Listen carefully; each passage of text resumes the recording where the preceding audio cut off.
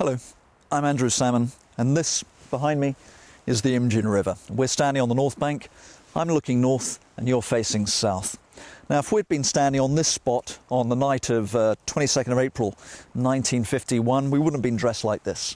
I'd have been wearing a sort of mustard-coloured uniform, probably carrying a Spargan submachine gun, draped over with belts of ammunition, and I'd be a member of the Chinese 63rd Army, and my job is to get across the river here, get across tonight. If we look just along the riverbank, you'll see there's actually a ford in the river. So this river is perfectly fordable to the height of about a waist. And my job is to get across this river and get in as far and as deep as possible into my enemy positions across the river. And the enemy are 29th Infantry Brigade, a British formation with an attached Belgian battalion who are actually up the river. But the opponents I'll be facing tonight are from 1st Battalion Gloucestershire Regiment, and they're actually on hills. You can't see them, it's rather a misty morning here, but well beyond the riverbank. So, as I and my comrades, probably in about company strength, enter the river here and we start moving across. It's pitch dark, of course. We're moving tactically, but some of us are talking. And as we're moving across, suddenly night becomes day. Above us, a flare explodes and we're bathed in white light. And across the river, you can probably see a caserne, a watchtower. That wasn't there in 1951, but about where that caserne is was where a patrol, a 60-man patrol of 1st Gloucesters was waiting in ambush for just an event just like this. So we're standing in the middle of the river, illuminated in this sort of fizzing white magnesium light, and we would have seen in the re-entrant over there winks of orange light, rather like fireflies, and we'd probably have heard this express train whoofling sound coming over our heads. And those would have been the last things we saw and probably the last things we heard, because that would be the ambush party opening fire on us. We're in the river, we've got no cover, and it would be the artillery being called down, because this whole area was now a defensive fire task. And the spearhead in the river is essentially wiped out. So the Gloucester Patrol on the other bank have done a very, very good job, and they'll fight here for about 2 hours until they literally run out of ammunition, because the Chinese are coming across in this direction in such massive numbers. And so the Gloucester Patrol shoot until they run out of ammunition and are forced to retire. And that's the point when the Chinese are across the river. And once the Chinese get across the river, the battle will turn against the British forces. This basically is the place, and this was the story of the opening hours of the Battle of the Imjin River, a battle which remains to this day, 6 decades later, the bloodiest battle fought by British troops anywhere since World War II. But it wasn't just the Gloucesters who were in action. The rest of the brigade, comprising the Belgian battalion, 1st Royal Northumberland Fusiliers and 1st Royal Ulster Rifles, were actually based about 4 miles down the river. And we're actually going to go and take a look at their position, which was the main brigade position, right now. It's going to take us a few minutes, and we'll see you down there.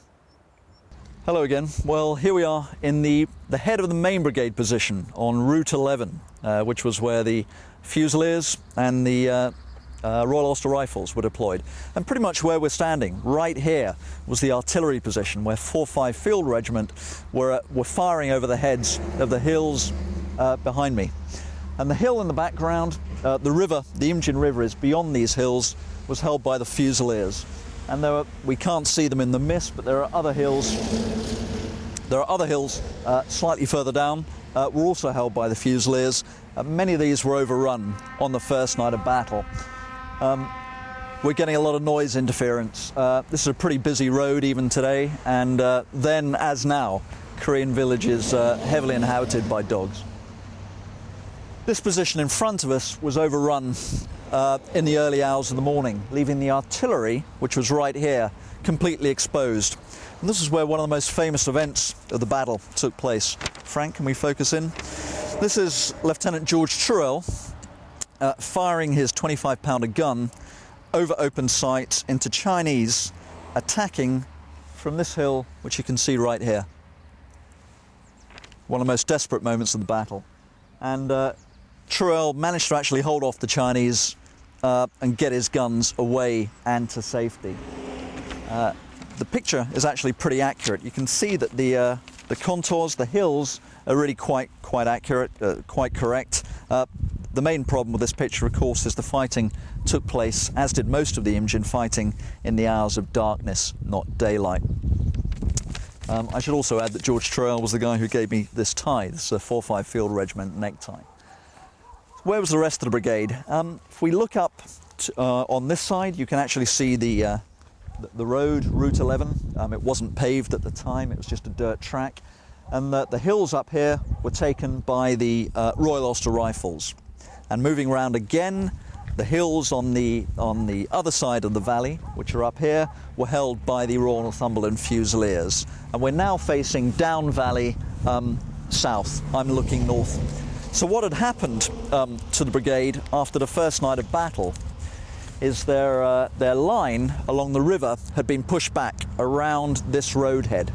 So we've got the road here, we've got hills on both sides, and the brigade was now fighting in a kind of a cone-shaped position, holding open this critical road which the Chinese wanted. And there was heavy fighting for 3 nights, and on the morning of the 25th, the brigade was ordered to withdraw. The entire UN line was now pulling back under the weight of this massive Chinese offensive, 250,000 men attacking down a 40-mile front. And it was on these hills up here that perhaps the most dramatic single scene of the battle took place on the morning, daylight of April 25th. After 3 nights of battle, the exhausted soldiers had been ordered to pull off their defensive positions down into the valley. They're going to take transport on the tracks through the valley and get out as fast as they can. While they're doing that, the Chinese see exactly what's happening. They get up on the hills above them, and one of the tank commanders in a Centurion tank of the 8th Hussars was sitting in his tank about a mile up the valley, and he happened to look up as this was all taking place, and he said these hills on this side of the valley literally stood up. About 2,000 Chinese troops saw the British force escaping and literally just swarmed down the hillsides and got in among the British who were retreating down the valley here. And so the fighting became extraordinarily desperate. Tanks shooting, trying to fight the Chinese off, infantry trying to fight out, and many of them actually escaped over the hills to this side of the valley. But this was the Zulu dawn moment of the Battle of the Imjin River. And yet the Royal Ulster Rifles, the Royal Northumberland Fusiliers managed to break out, because at the very far south of the valley, we can't see it from where we are, the Belgians, who had fought very well on the first night, then pulled across the river. They were placed in a backstop position, and they were holding out open the southern gate of the valley. So despite this horrific melee, an appalling bloodshed, this is the bloodiest part of the battle. The 2 main infantry battalions, the Fusiliers and the Royal Ulster Rifles, with many casualties, did actually manage to escape. That wasn't the case with the Gloucesters. By the 3rd night of battle, the Gloucesters had been cut off, they were surrounded, and they're about 3 miles deep inside enemy territory, regrouping for their last stand on Hill 235. Here we are in the battalion HQ area of 1st Gloucesters, and this area was overrun on the night of the 24th. By this point, the battalion had been pushed back from the river, which is a couple of miles in that direction. Some companies have been pushed in from the hills, and Colonel Khan redeploys his men for their last stand up here on the summit of Hill 235, what is known today as Gloucester Hill. Here we are at the Battle Memorial at the base of Gloucester Hill, and this is the memorial to 1st Gloucesters and to the Royal Artillery mortar units who also fought in their last stand on the top of Hill 235.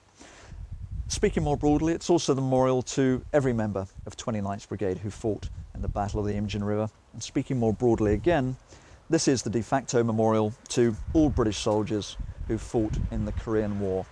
And Korea today, it's very important to note, is arguably the greatest success story of the 20th century, the greatest national success story of the 20th century. A vibrant economy, a thriving democracy, and an increasingly open, transparent and tolerant society. A very different country to the country which is about 4 or 5 miles north of here, North Korea. Perhaps no other nation on earth represses the human spirit more heavily and more powerfully than does North Korea. And I think that provides tremendous post facto justification for all the men of the United Nations Command who fought in the defence of the freedom of South Korea 6 decades ago. I must say, when I first wrote this book and it first came out, I was in utter dismay at the almost total lack of interest which the British media had in this book. So receiving this award, winning this award, I was really over the moon. I was tremendously pleased that the book has received some recognition. And I think some of the veterans will also be pleased, because Korea, sadly, is the forgotten war, despite the fact that it's our bloodiest war since World War II, and despite the very successful outcome, which is basically the existence of this thriving and highly successful nation. So let me finish by saying thank you to all the committee members who voted for the book, and thank you for all the veterans who spoke to me during the writing of To the Last Round. Thank you very much.